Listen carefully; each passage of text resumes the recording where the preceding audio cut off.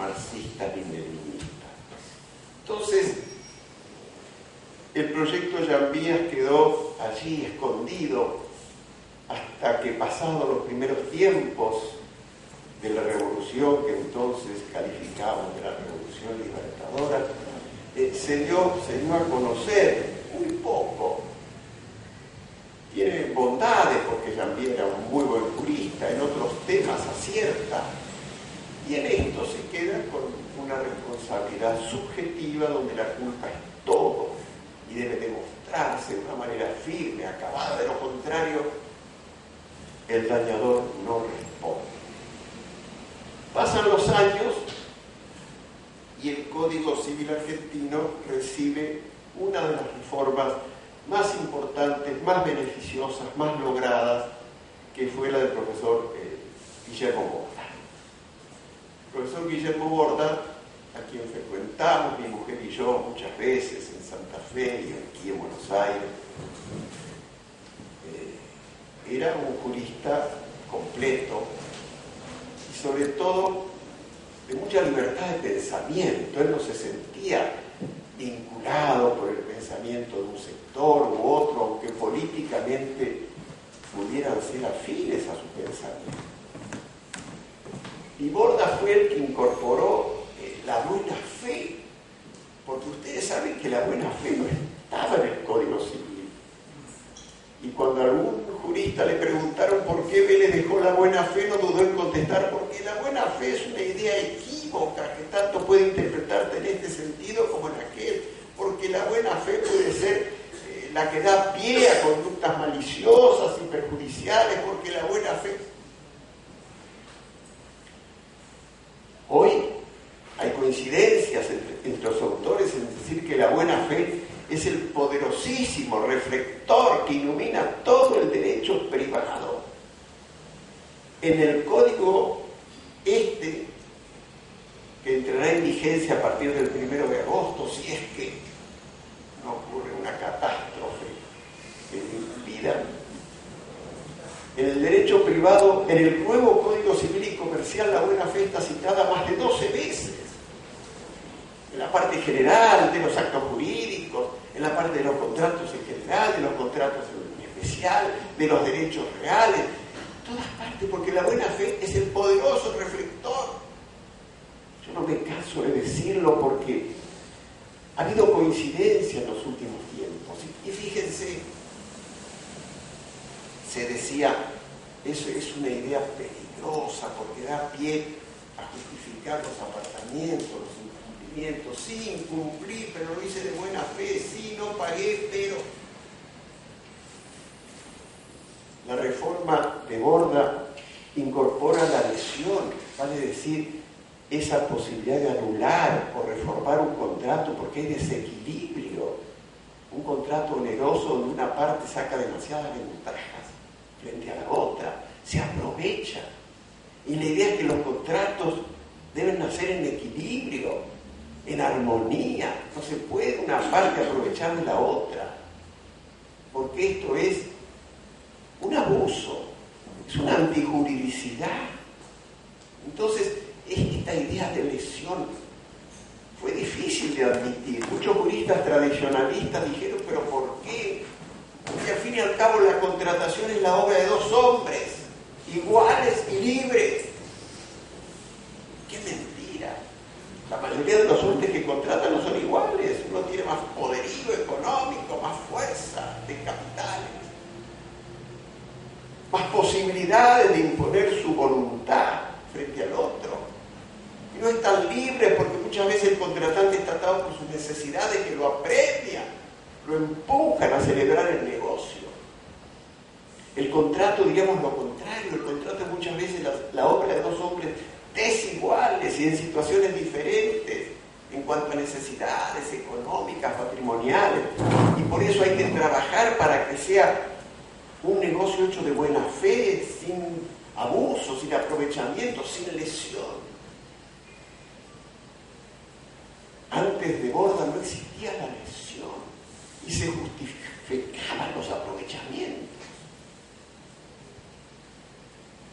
La imprevisión, cuando el contrato se celebra en equilibrio, pero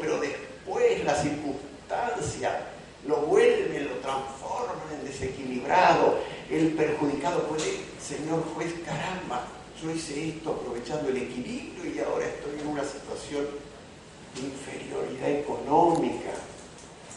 ¿Por qué no volvemos este contrato al equilibrio inicial?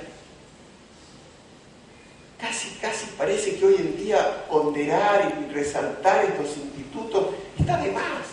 Es como señalar algo que provoca la coincidencia de todos. Sin embargo, no se imaginan ustedes la lucha que desataron estas reformas propiciadas por Guillermo Borda como ministro del Interior.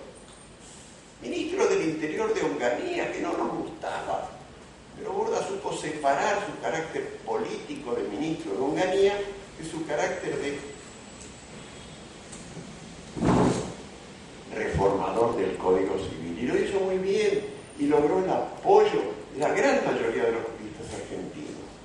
Esto ocurrió en el año 68 y siguió pasando el tiempo.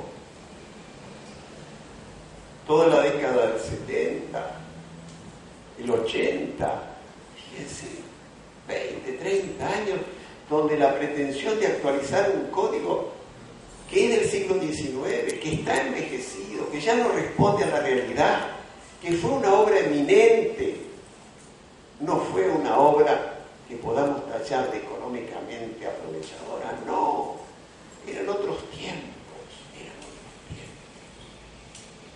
Y entonces llegamos a la década del 90, y allí en el 91, 92, dos comisiones, una del Ejecutivo y otra del Parlamento argentino. Yo integré la del Parlamento argentino, trabajan por la reforma, pero no nos poníamos de acuerdo, coincidíamos en algunas bases, si reforma total, si reforma parcial. Era muy difícil encarar la reforma total del Código Civil. Por eso la grandeza de la obra de Vélez, una reforma total, por eso el mérito de esta ley, una reforma total, con especialistas. Lorenzetti es especialista en obligaciones, en actos jurídicos, en contratos, pero no es especialista en reales, en familias o sucesiones. Elena Hayton tiene un poco esas especialidades y han coincidido en elaborar este código.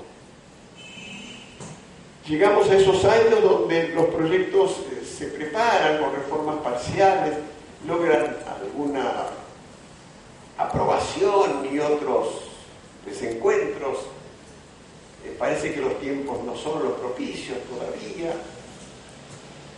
Y finalmente, en los 98, aparece una obra también de una comisión muy importante, donde se destaca una figura que descuella por su actividad, por su inteligencia, que fue nuestro amigo hasta que se molestó por algunas críticas y me declaró su enemigo, que era el profesor Atilio Aníbal Alterini, a quien siempre rendimos homenaje por su enconado esfuerzo y la bondad de muchas de sus cosas. Como ven ustedes, la mayoría de los juristas son apasionados y no admiten así que así las críticas. Yo publiqué 4 o 5 artículos diciendo esto no me gusta, esto no me parece, aquello está equivocado. Y Alterini me dijo, caramba, eso lo esperaba de un amigo. Como si los amigos tuvieran que ser cómplices en nuestras realizaciones intelectuales. La amistad mantiene situación de libertad. Pues bien, algunas de las cosas propugnadas por Atilio están presentes en el código. Yo no coincido, no las hubiera puesto, pero reconozco que tienen sus adherentes. Por ejemplo, decir que la culpa es el factor central de imputación, un factor subjetivo que debe considerarse prioritario y aplicarse frente al silencio de la norma y dejando de lado otros factores de imputación de carácter objetivo. Porque el proyecto, y esto sí nos pareció muy bueno, admitió al lado de los factores de imputación subjetivos, la culpa y el dolo, admitió los factores objetivos de imputación. Nosotros sostenemos que el factor objetivo es único, es la creación de una situación de riesgo a través de un comportamiento. Y si de ese riesgo se sigue un daño, pues el que creó el riesgo debe resarcir el perjuicio. El código vigente entiende que hay 3 factores objetivos de imputación, que al lado del riesgo está la equidad. La equidad es un factor de imputación. Nosotros siempre citamos aquello de Aristóteles, ¿no? La equidad es el dichoso rostro de la justicia práctica en un caso dado. La equidad complementa la justicia. La justicia es más bien una visión abstracta, y cuando esa visión se particulariza para responder a una necesidad, se llama equidad, pero de ahí calificarla como un factor objetivo de imputación. Y el otro factor objetivo se llama la prevención del daño. Tampoco la prevención es un factor objetivo. Está bien que este código empieza hablando de que los daños no solo se resarcen, sino que además los daños deben ser anticipados y prevenidos y evitados, pero no es un factor de atribución. El factor de atribución puede ser objetivo, que nos parece que es la regla. Por allí, en sus anotaciones, que vale la pena leer, son muy importantes las anotaciones de Ricardo Luis Lorenzetti, dice: coloco primero la responsabilidad objetiva y después hablo de la subjetiva, porque la objetiva es hoy, si escuchamos a los tribunales en sus decisiones, el factor más común de atribución e imputación. Sin embargo, en un texto dice expresamente: si no hubiera una norma que aluda al factor objetivo, el caso debe encuadrarse dentro de los lineamientos de la culpa. Parece que la culpa es el factor central y la responsabilidad sin culpa un poco el subsidiario complementario, no obstante aquello de que los tribunales hoy... Pero la verdad es que así es, y no solo porque los tribunales lo digan, sino que todas las responsabilidades modernas, como la responsabilidad ambiental, como la responsabilidad por productos elaborados, o la responsabilidad por accidentes de tránsito, y tantas otras, son siempre objetivas. La culpa ha retrocedido, porque la culpa requiere la prueba de un comportamiento que está intuito personal, que está escondido dentro del yo de un ser humano, y no se puede averiguar, y entonces más bien hay que desentrañar aspectos que se traducen en la conducta, y son los aspectos objetivos del comportamiento. Pero bueno, por un lado entonces decir que los factores son ante todo objetivos y después subjetivos, y decir por otro que la culpa es hoy el factor central, y si no hubiera norma expresa a favor de un factor objetivo debe aplicarse, es contradictorio. Y yo no me inhibo, no me hace mal señalar esto que para mí son equivocaciones del proyecto, porque si el proyecto no tuviera errores sería la obra de un santo, de Dios. Un código que tiene más de 2.600 artículos, aunque acierta en la mayoría de ellos, necesariamente comete algunos errores. Ustedes saben que con estos 3 autores del proyecto, ahora código vigente, el código del 2015, el código de la 26.694, colaboraron más de 100 juristas argentinos. En algunas de las ediciones que prologa Lorenzetti, le da la nómina de estos 103, 104 juristas de todo el país. La mayoría, es lógico, si es de todo el país, la mayoría son provincianos, pero hay una fuerte minoría capitalina de la ciudad de Buenos Aires. Yo diría un poco, para provocar al auditorio, que los únicos que parecen ausentes son los juristas cordobeses. Y se explica porque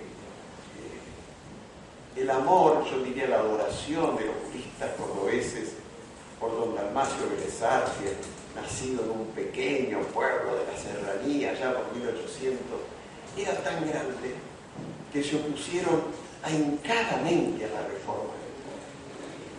La mayoría de los juristas cordobeses no integraron ninguna de esas comisiones que yo he venido nombrando, porque siempre dijeron que el Código de Vélez es bueno, necesita cuanto más alguna reforma pequeña, que no le quiten su espíritu, que no nos saquen de esa tradición decimonónica tan fuerte.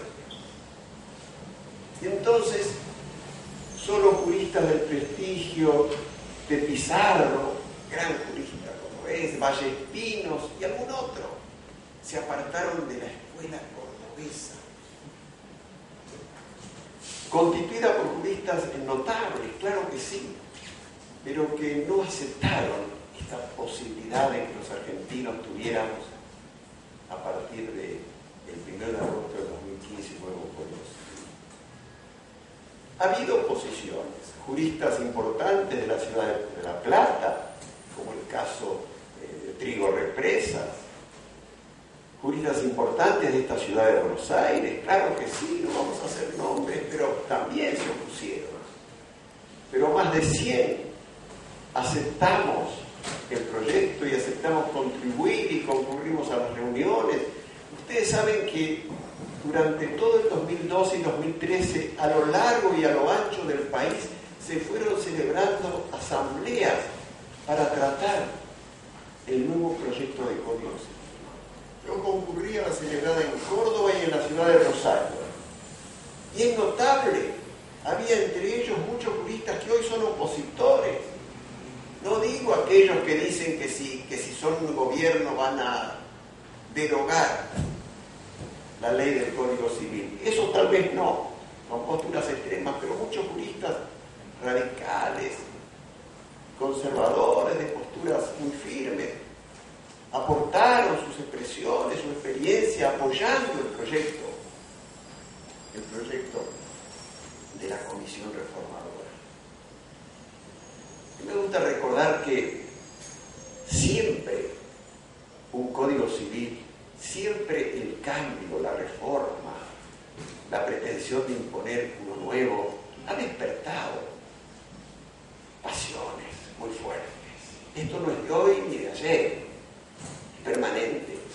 Fíjense, cuando el primer cónsul, Napoleón Bonaparte, ocurrida la Revolución Francesa de 1789, y estando ya las cosas maduras para tomar decisiones desde el consulado, se le ocurrió a Napoleón, que siempre creyó en los códigos. Es buena la anécdota de que Napoleón llevaba un baúl en sus giras lleno de códigos, de ejemplares del Código Civil, y cuando invadía un